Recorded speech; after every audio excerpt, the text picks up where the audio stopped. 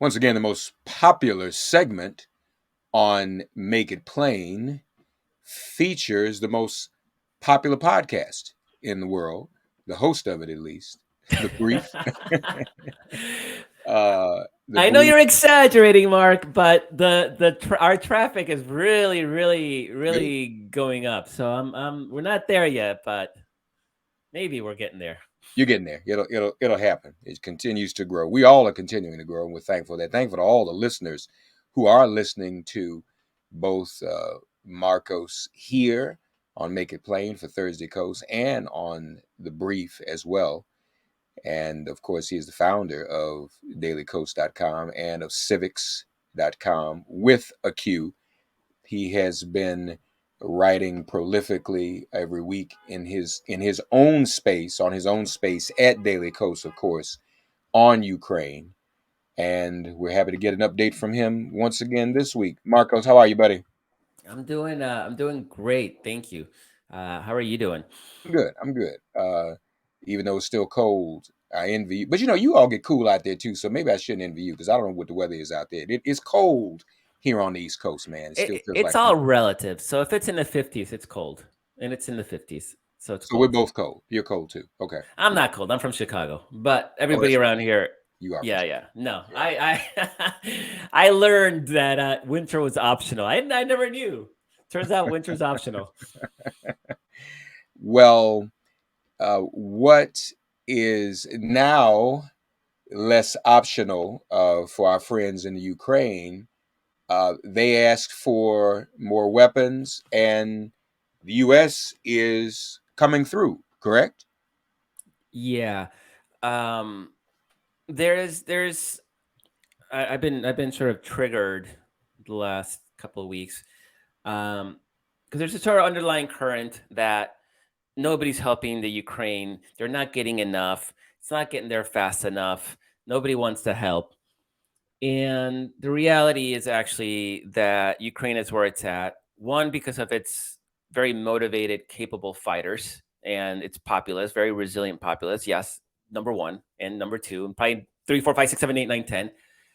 But they still wouldn't be where they are today had they not gotten massive weapons shipments from the West, right? So the argument, and a lot of it is fueled by Ukrainian President Volodymyr Zelensky, right? Who's like, the West isn't sending arms. The West isn't sending arms. He's a cheerleader. He's doing what he needs to do to like get people light a fire, right? He's doing what he's supposed to do. But if you look at actual what's happening on the ground, the West, and particularly the United States and Britain, mostly, but also Canada uh, to a large extent, Poland and others, have funneled huge amounts of anti tank, anti plane missiles, body armor, helmets. Body armor and helmets are so not sexy. It's not a big freaking plane. It saves lives. It saves lives. And so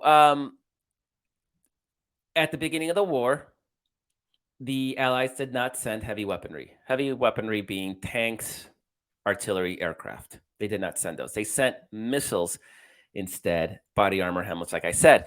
It was a different war at the beginning, right? They were trying to resist this sort of blitzkrieg coming in. And the best way to do that from a speed perspective, from a logistical perspective, was to hand out shoulder fired missiles. Now, you could probably cram 1,000 of those missiles in the space of one tank.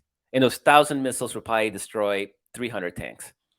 So, just from a logistical standpoint, the ability to move this material in, it made sense to give them materials that they could that were suited for the battlefield of the first phase of the war. So people will say, well, the US was being paternalistic then by deciding. In World War II, at the beginning of World War II, commanders on the ground were allowed to make to requisition requests, and it became an utter cluster F. What you ended up having is everybody asking for everything, and then logistical depots being overwhelmed, and you had these incredible backlogs of equipment, right? So what the Army did about a year or two into World War II is they actually created the logistical command. There's an actual 3-star general in charge of logistics in the U.S. Army, and that guy had the authority to decide who got what, because you're a step back, you can see the broader playing field. You're not trapped in the emotion of the moment. And if you're under fire and there's artillery, shells raining on you and missiles, yeah, you're gonna want everything right that second. So it sounds incredibly paternalistic. I get it, but that dispassionate step back was really, really important. So Ukraine got the weapons it needed for the first phase of the war. That shifted now. The Ukraine won the Battle of Kiev. Russia pulled out of the entire north of the country, right? So now you have the battle has shifted to the east and the south of Ukraine. If you look at a map, the south and the east of around Kiev, it's very heavily forested and wooded, and lots of rivers, lots of places where you can hide, have ambushes, blow bridges, whatnot. If you go to the south and east of the country, not a lot of rivers, flat, open fields, not a lot of forest. It looks like Kansas. So it's a different war. It's no longer an urban battle in the suburbs of Kiev. Now you're talking about open field warfare, and that requires different tactics. And that's why the Allies have now shifting and sending heavier gear, which is mostly artillery, but also some armor, particularly armor that will allow infantry to move through the battlefield if artillery is falling and be protected. So that's why things have shifted. And so the second pet peeve is last week, the U.S. announced $800 million in new package, already on top of 1.6 million it had already sent this year. And in that package was 8 heavy artillery howitzers. And people are like, that's not enough. I'm like, well, it's 1 week's worth. They're already working on the next plan, which will include more artillery. And I would be willing to stake on my reputation and just saying, because I think it's pretty obvious, that as long as this war lasts, every week Ukraine's going to be getting new shipments of armor and artillery and ammunition and missiles and other things that it needs for this war, right? So it's not, everybody acts like that's the one package and the US only gave 800 million. No, it's already at 2.4 billion as we count. Another $800 million is about to be announced over the next couple of days. And the pace of those shipments has increased to the point where I could see the US spending about $800 million a week from here on out. And just in case anybody's wondering, this is not $800 million in new taxpayer funding. This is $800 million in equipment that the US bought a long time ago in all those bloated military budgets of before, and are sitting and are now obsolete and are sitting in warehouses, costing us money because you still have to maintain these warehoused equipment. And now we're shipping them to actually do something useful and starting to maybe justify some of those bloated military budgets. So these are billions of dollars of equipment that we're not using anymore and finally can be put to good use. Um, what is this I'm hearing about Germany? And are they not coming to the Ukraine support as they should be? So there's I mean, they're not doing enough. I mean, they're the economic powerhouse. They're the fourth largest economy in the world. They could certainly be doing more than countries like Estonia, which are they're tiny, right? These are little dots on the map, and they've delivered more. What Germany has done is it has basically donated $2 billion to Ukraine that they can go shopping for equipment. They don't want to hand over any direct military equipment, but they're saying here's a couple of $1 billion so you can go get stuff on your own. Now, some people have said, well, where's his money? And it apparently hasn't shown up yet. It hasn't been approved, or German bureaucracy hasn't gone on. I could see Germany not handing over direct military equipment. The German military has actually been gutted, and there's not much for them to give. But Germany is the third largest arms exporter in the world. There are plenty of their military industrial complex can crank out gear for Ukraine. So it could be done. It just hasn't been done. So now that said, there's no doubt that when the war is over, that Germany will take the lead in rebuilding Ukraine. That's, I think, Germany feels comfortable with that. Historically, it feels comfortable with that. It feels less comfortable with actually sending weapons, and that's a legacy of World War II, and the how it was responsible for the destruction of all of Europe. And just like Japan isn't sending any military equipment, it's sending humanitarian aid to Ukraine. It's not sending any military equipment to Ukraine. There is that lasting legacy of the last World War, and there's a really solid argument to be made that it's time for Germany to take its lead as one of the world's most respected and stable liberal democracies. And this is part of that, is helping with the collective defense of not even the world here, your backyard. But it's a debate that it's a difficult one for Germany given their history. So I'm a little bit sympathetic, but not that much anymore. I mean, I think at this point that debate needs to get thrown out, and it's time for Germany to be more aggressive in helping. Now, France has been pretty weak so far too, but I just saw the first report yesterday morning that they were going to start sending some heavier gear. But really, right now, the countries that have stepped up are some of the Eastern European countries that have been under Russia's thumb. So the Baltic, Lithuania, Latvia, Estonia, Poland has been very aggressive and is moving some of their old Soviet era tanks, which Ukraine knows how to operate and maintain. And then the U.S., Canada, and Britain have sort of really, from just a numerical standpoint, have probably offered the most assistance, which ironically are not mainland Europe. The mainland Europeans are actually lagging in their own defense. Let's turn back to Russia itself. And you had educated us before on the Russians being sent to war. Um, Describe that again for us, please. The people who are going are not the, how should I put it? Um, Best and brightest. you said it. Your words. I'll let your words speak for that. I mean, It's there's not who's being sent, right? And aren't people being sent? Part of a class that is um, looked upon in a less favorable light. yeah. I mean, one of the most amazing statistics of the war. The BBC looked through all the death notices in newspapers around Russia, right? And there's several thousand, and they could not find a single one from Moscow, from the Moscow region, the oblast. Not a single Muscovite has been confirmed killed in Ukraine.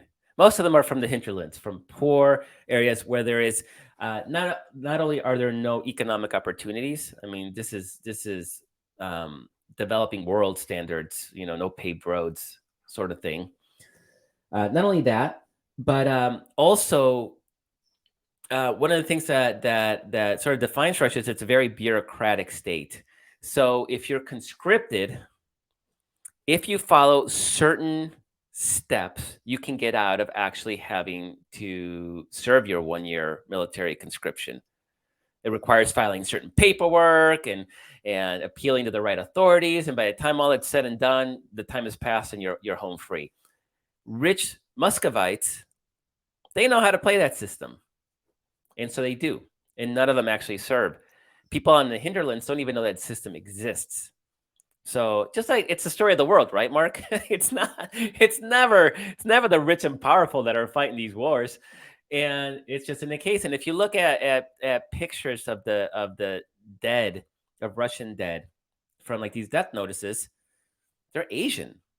They're from Siberia. They're from Kamchatka. They're Chechens. They're Central Asian Russian republics. And it's kind of, I mean, the officers, they'll be white. They're definitely from the more ethnic Russian parts of Russia. But most of the dying and the conscripts, They're not ethnic Russians doing most of that dying. And but it also means that they don't get trained, morale is low, they don't understand why they're there. If you're sitting there going like, rah rah, we're doing it for Russia, and you don't feel like you're part of Russia, you're one of these sort of remote republics that are sort of forgotten and ignored. That doesn't maybe resonate as clearly with you. There's a lot of forced conscription going on in the Russian areas, Russian held areas in Ukraine, and those are, I mean, it is every day there's video of some massacre of them because they don't know what they're doing, so they'd be huddled behind a wall, and a Ukrainian just drops a grenade, and boom, six of them are dead because they don't know anything. Like they literally get picked up off the street, get thrown into combat. Some of them don't even have rifles. I mean, it is barbaric how Russia treats human life, and you would expect that they do that to the enemy. But when you can't even pick up your own dead after a firefight, you can't bury them. When you let the family know with a phone call instead of actually showing up in person to let them know. I mean, these are not marks of a civilized, compassionate society. It's one that's harsh and dark and bleak. And I try not to be bigoted against people, but Russia tests me. It really, really tests me. Meanwhile, though, aren't aren't we seeing the impact of the war on the Russian economy and people's ability to provide for themselves? There's definitely we're seeing the first. It's going to take a while, I guess, for a lot of the impact of the sanctions to really be felt by regular Russians. The problem is that their propaganda machine is so powerful.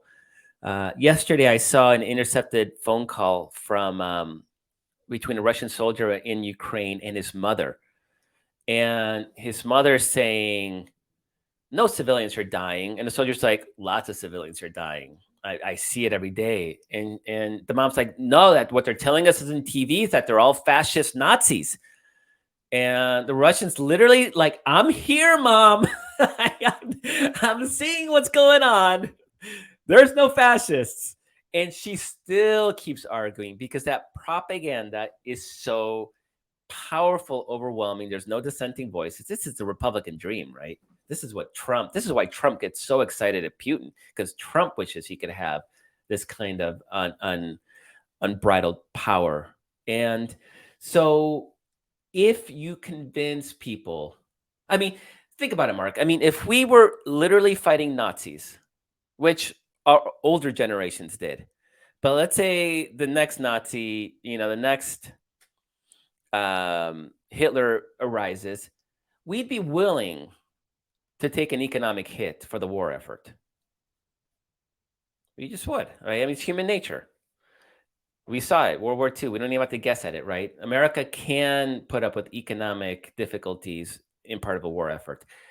Putin has convinced his people that this is an existential threat for the survival of Russia, and people are buying it. So the economic pain, I don't see it, at least in the short to midterm. I don't see it having as much of an impact on the outcome of the war, just because people are so. I mean, their brains are mush right now. Um, Lastly, just to step away from the Ukraine for a moment, the on the brief this week, you did talk about democratic messaging, which is always a challenge. Um, did you get any indication? And I know you spoke with Way to Win's Jennifer Fernandez Ancona. And again, we invite you all to listen to the brief, download it wherever you get your podcasts, just like this one. You getting the indication that Democrats are going to get their act together and salvage whatever chances are left in these midterms? I mean, I'm sorry, I did I we, sound pessimistic? I'm sorry. we have never seen Republicans get their, I mean, sorry, Democrats get their act together on messaging. So I would hold my breath now. Jennifer, though, she is a messaging guru, and she's done a lot of polling and focus group testing, and she has found that the best message to both motivate liberal voters and to also deactivate conservative ones basically is uh, you go positive and assert your values. Then you go negative by pointing out the way that Republicans are in violence, January 6th, going after trans kids, whatever. And then you end with, again, positive vision, right? This positive, negative, positive sort of sandwich. And it was just beautifully illustrated because I don't know, Mark, if you saw the state senator in Michigan who was being accused of being a groomer, right? This is a new Republican attack that being tolerant towards gay, lesbian, bisexual, trans kids is grooming them, and she basically opened up with, I'm a Christian, and my daughter and I, um, we do charity and we work together to help others, and I'm gonna love her no matter what her, no matter who she is, and Republicans are trafficking in hate, and of course I'm not giving it a tenth of a percent of the justice, right? Because this is some powerful stuff, and it's gone viral for good reason. And then she ends again with going back to, but Democrats are different, right? We are about love and about coming together and about fixing roads, because Republicans are so busy hating on you that they don't even fix your roads. And I gotta say, this whole thing is beautiful. What really stood out to me though was like this fixing roads thing, because that's bipartisan. Nobody thinks our roads are good enough, right? So why play to the Republican BS attacks, or even worse, sometimes ignore them? Hakeem Jeffrey said we should ignore these attacks that Republicans are making. No, don't ignore them. There's a really powerful counterattack, and that's to talk about what values we actually stand for, because they're impugning our values as liberals. We're groomers. We're cancel culture, right? That we can't tolerate dissent. Like, they're impugning our values. We talk about what our values are, show how they are in the wrong, and how they're focused on these culture war issues, are neglecting things that people actually care about, like student debt and broken roads and whatnot. And then go back to why we need to reject that and embrace the values that makes Democrats Democrats. And she's got polling, and she talked about, and it actually makes a lot of freaking sense, and it makes sense from a guttural standpoint, like right here in my chest. I'm like, yeah, that makes sense.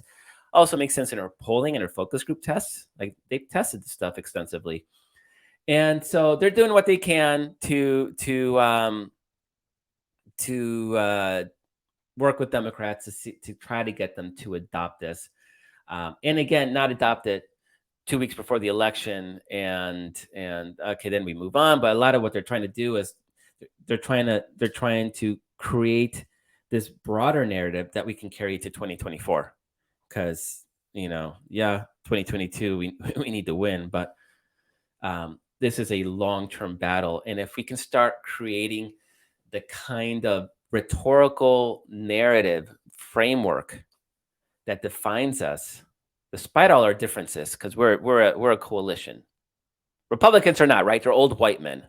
That's easy. Old Christian white men. Not even Christian, but Christianist. Old Christianist white men. We're a lot more broad, a lot more diverse, and so creating that culture where that shared narrative that we're not against hate, we're about coming together, and about and then the other piece of that is there's a hero and there's a villain, and Joe Biden does not like villains. He does not like to point out. So that's a challenge. Can we do it by November? Probably not, but well, let's hope that enough of our Democrats really start embracing this kind of narrative shift that allows us to tell this positive and negative story. It seems too that the party also likes to rely upon Republicans messaging shooting themselves in the foot. like let's lay back and let them just clown out, and that'll help us. Yeah, I mean, it was the thinking that, oh, Donald Trump's going to be the easier candidate because he's so whacked and so insulting and rude and boorish, and I bought into that too.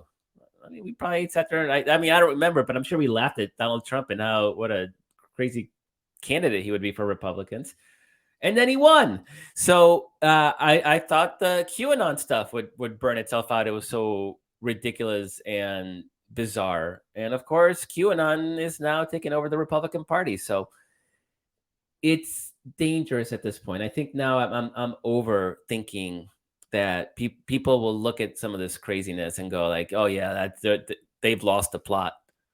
Let's no, they don't, because nobody's pushing back and saying this is losing the plot. But also, and this is where I love that viral speech by that Michigan state senator is tying it into things that people actually care about.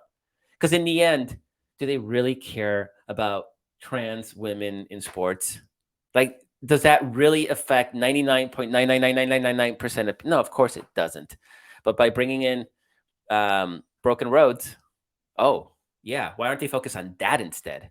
That's what you want them to do. That's what you want Democrats to do. Is you want people to think, why are Republicans talking about a Honduran caravan when my streets are broken? Yeah, no, that's a good point. So I guess the question is Biden's doing a good job with Ukraine? Yeah. Is he doing as well, and is our party doing as well with the messaging as he's doing with Ukraine? Um, I mean, we see hints of it. Okay. So I don't want to be totally negative. We see hints of him being a little more aggressive or calling out Republicans for obstructing this or that. What we don't see is that relentless, unmessaged reiteration of that theme, right? We should have, by the end of the election season, we should be in a, oh, there they go again. People care about this, but now they want to talk about that nonsense. Like, we need to build that narrative framework so everything plugs in to the positive story, the villain, and then the hero. And the hero isn't Joe Biden. The hero isn't Democrats. The hero is our multi-racial, multi-ethnic coalition of people that have come together to make this a better country. That's the hero of the story. Um, Markos, one more thing before we go, since you mentioned it a couple times, it was the state senator, uh, Geis, was it, Oh, what was who her name? responded uh, Darn, to, I could. to, to the attack, right? Yeah. Yeah, you know what I want to do, because that was, I know you retweeted, and that was a powerful Her statement. name is Mallory McMorrow. Mallory McMorrow. Yeah, I think she is she the state senator or the one who tweeted? I didn't know if it was. Oh no, it is Mallory McMorrow. Is Yeah. that her? Yeah.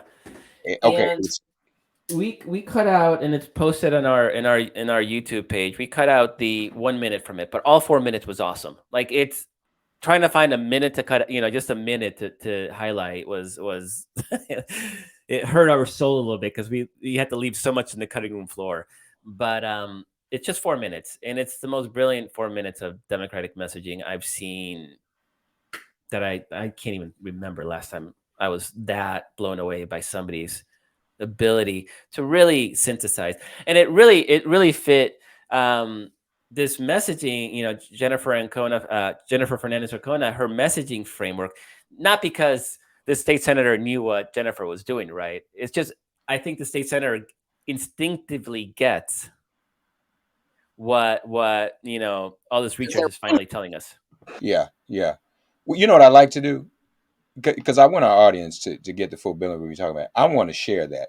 Yeah, you got it. Did you pull it up? I think I have it here, and I want to share that with our audience, because I want you all to get a sense of this.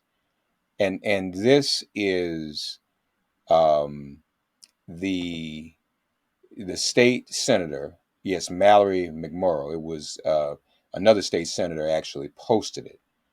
But I want to give our audience the benefit of hearing this, and this is what we mean by messaging, folks. Let's take Wait, Mark. Before you go, the context again is that she was defending right. Gay and trans kids and was accused by a Republican of being a groomer. Yeah, and again, and also before we air it, where are we hearing this more and more, and where have we heard this before? There's still this fixation on that, from QAnon to the KBJ hearings.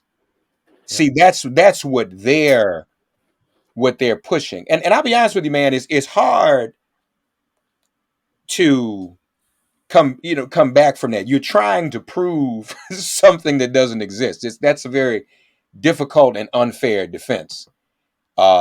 Yeah, we don't have to make up anything that they do, because everything they do is real, but it's disgusting. So this is um, State Senator Mallory McMorrow of Michigan. Thank you, Mr. President. I didn't expect to wake up yesterday to the news that the senator from the 22nd District had overnight accused me by name of grooming and sexualizing children in an email fundraising for herself. So I sat on it for a while wondering, why me? And then I realized, because I am the biggest threat to your hollow, hateful scheme. Because you can't claim that you are targeting marginalized kids in the name of, quote, parental rights if another parent is standing up to say no. So then what? Then you dehumanize and marginalize me. You say that I'm one of them. You say she's a groomer. She supports pedophilia. She wants children to believe that they were responsible for slavery and to feel bad about themselves because they're white. Well, here's a little bit of background about who I really am. Growing up, my family was very active in our church. I sang in the choir. My mom taught CCD. One day, our priest called a meeting with my mom and told her that she was not living up to the church's expectations and that she was disappointing.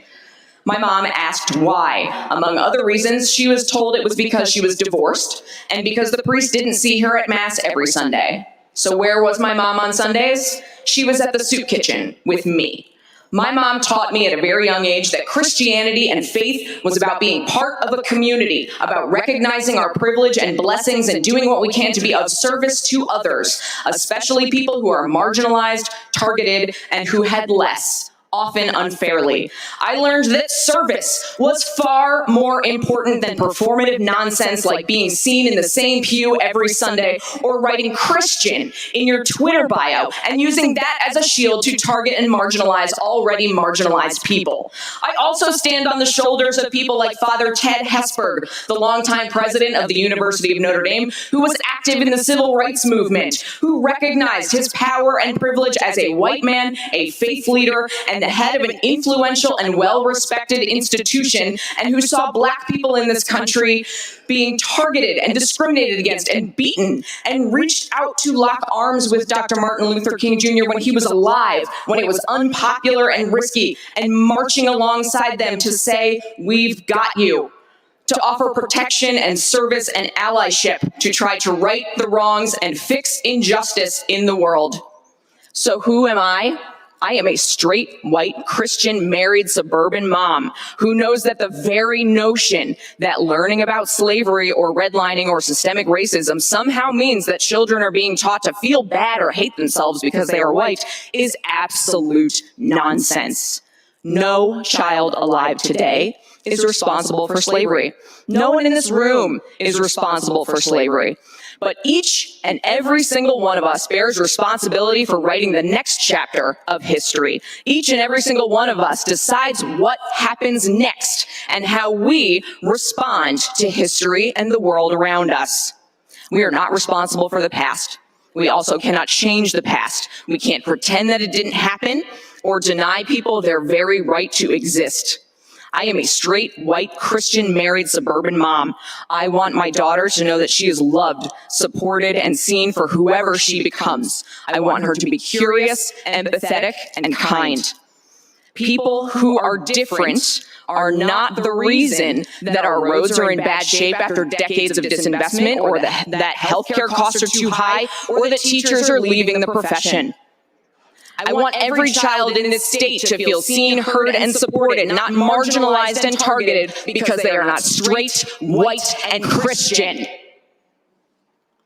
We cannot let hateful people tell you otherwise, to scapegoat and deflect from the fact that they are not doing anything to fix the real issues that impact people's lives. And I know that hate will only win if people like me stand by and let it happen. So I want to be very clear right now. Call me whatever you want. I hope you brought in a few dollars. I hope it made you sleep good last night. I know who I am. I know what faith and service means and what it calls for in this moment. We will not let hate win. State Senator Mallory McMorrow, that was powerful, very powerful.